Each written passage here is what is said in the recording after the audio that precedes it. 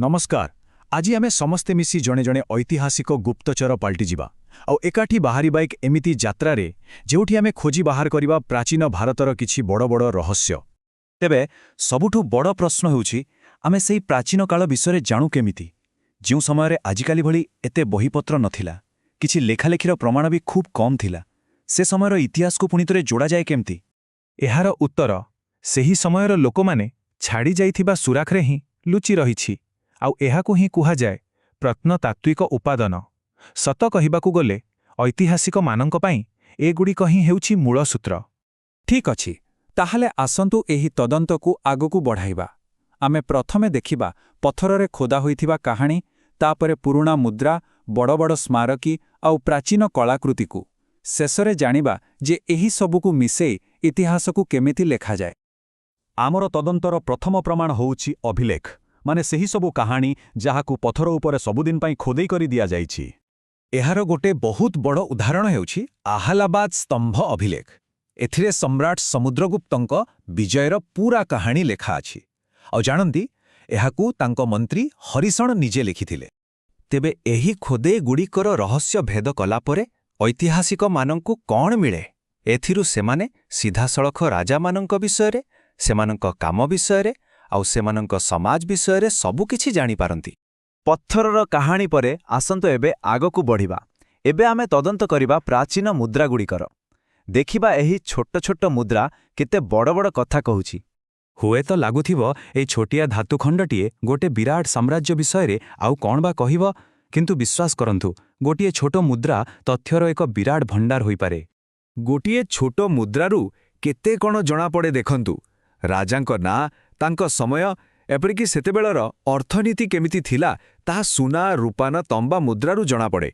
ता सहित लोकंक धार्मिक विश्वास आउ साम्राज्य केते दूर जाए व्यापी थिला से कथा भी जणा पड़ी जाए। अब एटा देखंतु केते चमत्कार कथा।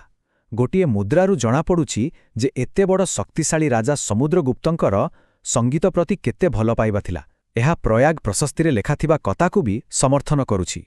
देखिले केमती गोटे छोट मुद्रा अतीतकु आहुरी जीवंत करि दउछि।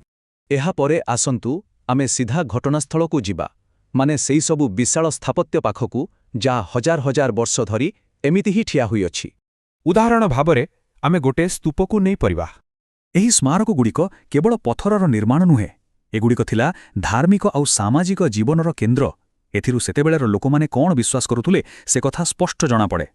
भीमबेटकार गुम्फाठो आरंभ करी आम ओडिशार उदयगिरी और खंडगिरी किंबा बड़ बड़ मंदिर ए सबु आम इतिहास बहिर गोटिए गोटिए जीवंत पृष्ठा। आउ अनेक समयरे एही मंदिर बा स्तंभ उपरे मिलुथिबा अभिलेख ही आमकु कहिथाए जे एहाकु किए आउ काहींकी तयारी करिथिले।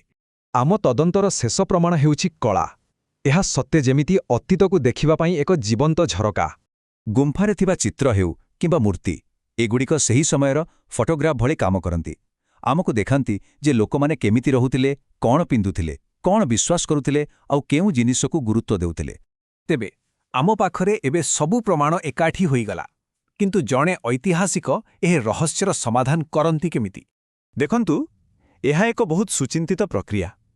इतिहासकार माने एई सबु खंड खंड प्रमाणकु एकाठी करंती, प्रथमे प्रमाण खोजंती, तापरे तार विश्लेषण करंती आउ सबु सूत्रकु गोटिए सांगरे जोड़ंती। शेषरे जाई अतीतर एक स्पष्ट चित्र तयारी हुए।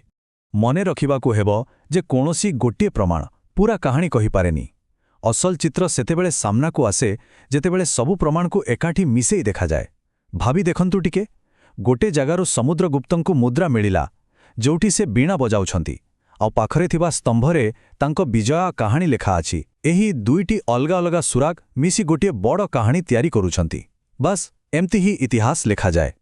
आउ एबे शेषरे गोटिए गड़ प्रश्न भाबिचंती केबे आजिठू हजारे वर्ष परे भविष्यतर इतिहासकार मानंकु आम समयरू केउ सुराख मिलिबो आउ सेही सबु सुराख आम विषୟରେ केउ कहानी कहिबो।